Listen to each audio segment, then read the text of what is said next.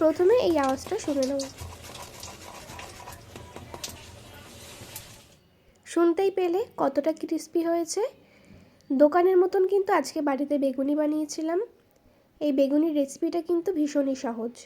আমি কি করে এত সুন্দর বেগুনিটা বানালাম চলো ঝটপট রেসিপিটা দেখে নাও।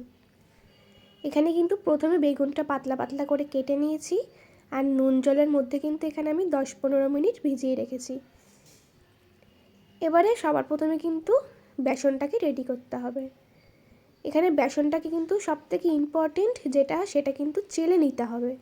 না চাললে কিন্তু বেসনটা কিন্তু যখন তোমরা জল দিয়ে এটাকে গোলাবে তখন কিন্তু ভেতরে লাম্পস থেকে যাবে। তারপরে এর মধ্যে একটুখানি দিয়ে দেবো চালের গুঁড়ো। যতটা বেসন দিয়েছি তার হাফ কিন্তু চালের গুঁড়ো দিয়েছি। দিয়ে দিলাম পরিমাণ মতো নুন, সামান্য একটু হলুদ আর আদা রসুন বাটা। এটা কিন্তু ভীষণ ইম্পর্টেন্ট, এটা কিন্তু দিতেই হবে। তারপরে একটু ঝালের জন্য দিয়ে দিলাম লঙ্কার গুঁড়ো, আর সবার লাস্টে দিলাম কালো জিরে। দিয়ে কিন্তু হালকা হাতে সব কিছু একসঙ্গে ভালো করে মিশিয়ে নেব। তারপরে কিন্তু অল্প অল্প করে জল দিয়ে এটাকে মেখে নিতে হবে। প্রথমে কিন্তু একবারে জল দিয়ে এটাকে মাখতে যাবে না, এটা কিন্তু অল্প অল্প করে জল দিয়ে মেখে নিতে হবে, নাহলে কিন্তু ভেতরে লাম্পস থেকে যাবে আর বেগুনিগুলো কিন্তু একদমই ভালো ফুলবে না। দেখতেই পাচ্ছ এখানে কিন্তু আমার ভালো করে মাখা হয়ে গেছে। পুরোপুরি কিন্তু এই বেসনটা মাখার উপর নির্ভর করছে যে বেগুনিটা কতটা ফুলবে আর কতটা ক্রিস্পি হবে। তারপরে কিন্তু সবার লাস্টে এখানে দিয়ে দিলাম গরম তেল। এই গরম তেলটা দিলে কিন্তু বেগুনিটা খুব ভালো ফোলে। তারপর এটা ভালো করে মিশিয়ে নিতে হবে। মিশিয়ে নিয়ে এটা প্রায় 10-15 মিনিট আমি এখানে রেস্টে রেখে দেবো।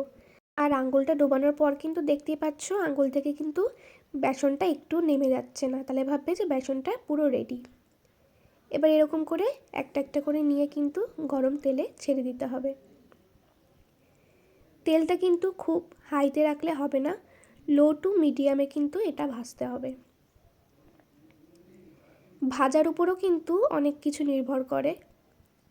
একেবারে যদি হাইতে দিয়ে ভাজা হয় তাহলে কিন্তু যখন নামাবা তখন কিন্তু এটা অতটা ক্রিস্পি থাকবে না। তাই লো টু মিডিয়ামে কিন্তু এটাকে ভাজতে হবে। আর কালারটা কিন্তু পুরো দোকানের মতন কালচে কালচে যে কালারটা হয় বাদামি রং হওয়া পর্যন্ত ততক্ষণ পর্যন্ত কিন্তু ভেজে নিতে হবে, তাহলে কিন্তু এটা খুব ক্রিস্পি হবে। দেখতেই পাচ্ছ বেগুনিগুলো কত সুন্দর ফুলছে আর কালারগুলো কিন্তু খুব সুন্দর আসছে, পুরো দোকানের মতন দেখতে লাগছে না? আর খেতেও কিন্তু ভীষণই সুন্দর লাগে। এরকম করে কিন্তু সবকটা বেগুনি ভেজে আমি তুলে নেব। এই বেগুনিতে কিন্তু মেন স্বাদ আসবে হলো আদা আর রসুন বাটা। অবশ্যই কিন্তু তোমরা চেষ্টা করবে আদা আর রসুন বাটা যেন এই বেগুনিতে তোমরা দিতে পারো, তবেই কিন্তু দোকানের মতন স্বাদ আসবে আর গন্ধটা কিন্তু অসাধারণ হবে। দেখতেই পাচ্ছ কতটা ক্রিস্পি হয়েছে আর দেখতেও কিন্তু ভীষণ সুন্দর লাগছে। রেসিপিটা ভালো লাগলে কিন্তু একটা অবশ্য লাইক করো।